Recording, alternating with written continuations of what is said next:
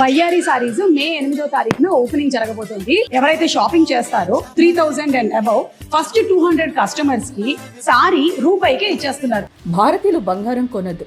అవును, భాగ్యనగరం వేదికగా ప్రధానమంత్రి నరేంద్ర మోదీ చేసిన ఈ ఒక్క వ్యాఖ్య ఇప్పుడు దేశవ్యాప్తంగా పెను సంచలనంగా మారింది. गोल्ड यानी सोने की खरीद एक और पहलू है जिसमें विदेशी मुद्रा बहुत अधिक खर्च होती है.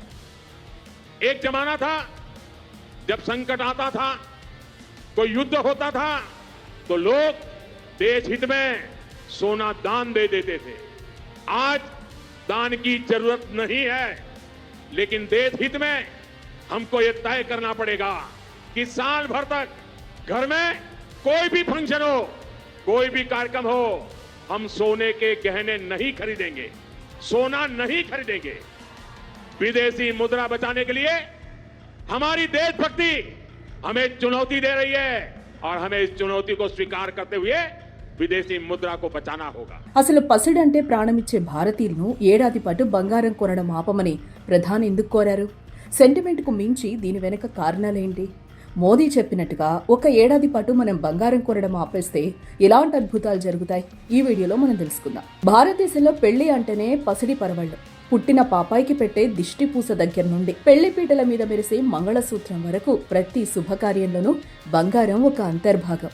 అయితే మే 10వ తేదీన హైదరాబాద్లో పర్యటించిన ప్రధాని నరేంద్ర మోదీ భారతీయులకు ఒక వినూత్నమైన, కొంత ఆశ్చర్యకరమైన విజ్ఞప్తి చేశారు.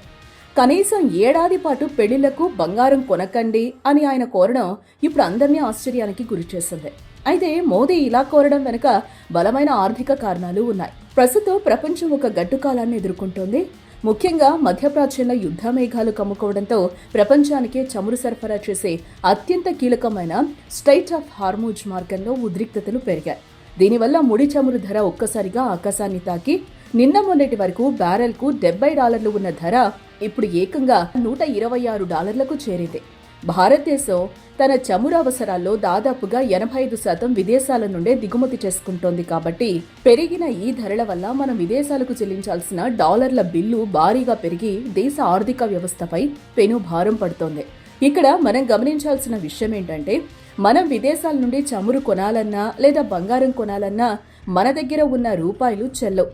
అంతర్జాతీయ మార్కెట్లో మన దేశ విదేశీ మారక నిల్వల్లో ఉన్న అమెరికన్ డాలర్లతోనే ఈ చెల్లింపులు చేయాలి. చమురు అనేది దేశ రవాణాకు, పరిశ్రమలకు ఒక తప్పనిసరి అవసరం. బట్ బంగారం అనేది వ్యక్తిగత పొదుపు లేదా అలంకరణ మాత్రమే. ఒకవైపు చమురు కోసం మనం ఇప్పటికే భారీగా డాలర్లను ఖర్చు చేస్తున్న సమయంలో దేశవ్యాప్తంగా పెళ్లిళ్ల సీజన్ పేరుతో ప్రజలు టన్నుల కొద్దీ బంగారం దిగుమతి చేసుకుంటే మన దగ్గర ఉన్న డాలర్ల నిల్వలు హారతి కర్పూరంలా కరిగిపోతాయి. దీనివల్ల మార్కెట్లో డాలర్కు డిమాండ్ పెరిగి మన రూపాయి విలువ అంతర్జాతీయ మార్కెట్లో దారుణంగా పడిపోతుంది. రూపాయి విలువ పడిపోతే అది కేవలం బ్యాంకులకే పరిమితం కాదు, మనం దిగుమతి చేసుకునే ప్రతి వస్తువు ధర పెరుగుతుంది. పెట్రోల్, డీజిల్ ధరలు మండిపోవడంతో పాటు రవాణా ఖర్చులు పెరిగి పప్పులు, కూరగాయలు వంటి నిత్యావసరాల ధరలు సామాన్యుడికి అందనంత ఎత్తుకు చేరుతాయి. అంటే మనం కొనే బంగారం పరోక్షంగా దేశవ్యాప్తంగా కోట్లాది మంది ఇంటి బడ్జెట్ను తలకిందులు చేస్తుంది.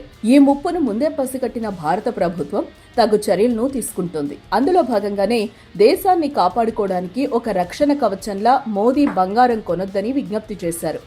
కేవలం బంగారం కొనొద్దని మాత్రమే కాకుండా ఇంధనాన్ని ఆదా చేయటం, అనవసర ప్రయాణాలు తగ్గించడం మరియు సాధ్యమైన చోట వర్క్ ఫ్రం హోమ్ పద్ధతిని అమలు చేయడం ద్వారా విదేశీ మారక ద్రవ్యాన్ని పొదుపు చేయాలని కోరారు.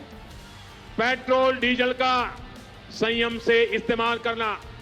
साथियों, हमें पेट्रोल डीजल का उपयोग कम करना होगा. शहरों में जहां मेट्रो है वहां हम तय करें कि हम मेट्रो का ही उपयोग करेंगे, ज्यादा से ज्यादा मेट्रो में ही जाएंगे. अगर कार में ही जाना जरूरी है तो फिर कार पूल करने का प्रयास करें और भी लोगों को साथ बिठा ले. अगर हमें कहीं सामान भेजना हो तो कोशिश करनी है कि वह ज्यादा से ज्यादा रेलवे गुड्स के जो ट्रेन होती है रेलवे की सर्विसेज से भेजें, ताकि इलेक्ट्रिक रेलवे होने के कारण पेट्रोल डीजल की जरूरत नहीं पड़ती है. जिन लोगों के पास इलेक्ट्रिक व्हीकल है वो भी कोशिश करें कि इलेक्ट्रिक व्हीकल का ज्यादा से ज्यादा उपयोग करें. साथियों, हमने कोरोना के समय में वर्क फ्रॉम होम की, ऑनलाइन मीटिंग्स की, वीडियो कॉन्फ्रेंस की, ऐसी अनेक व्यवस्थाएं विकसित की और हमें आदत भी हो गई थी। आज समय की मांग ऐसी है कि उन व्यवस्थाओं को हम फिर से शुरू करें तो वो देश हित में होगा। ఒకవేళ బంగారంపై పెట్టుబడి పెట్టాలనుకునేవారు ఫిజికల్ గోల్డ్ బదులు ప్రభుత్వ సావరిన్ గోల్డ్ బాండ్స్ వైపు మొగ్గు చూపాలని సూచించారు. దీనివల్ల వ్యక్తిగతంగా లాభం రావడమే కాకుండా దేశం నుండి డాలర్లు బయటకు పోకుండా అడ్డుకోవచ్చు. నేను ఒక్కడిని బంగారం కొనకపోతే దేశానికి ఏం లాభం అని ఎవరికైనా అనిపించవచ్చు.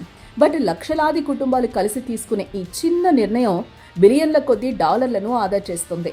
ప్రధాని పిలుపు వెనుక ఉన్న ఉద్దేశం ప్రజల సంతోషాన్ని తగ్గించడం కాదు, అంతర్జాతీయ ఆర్థిక యుద్ధం జరుగుతున్న ఈ సమయంలో మన రూపాయిని, దేశ ఆర్థిక స్థిరత్వాన్ని కాపాడుకోవడం.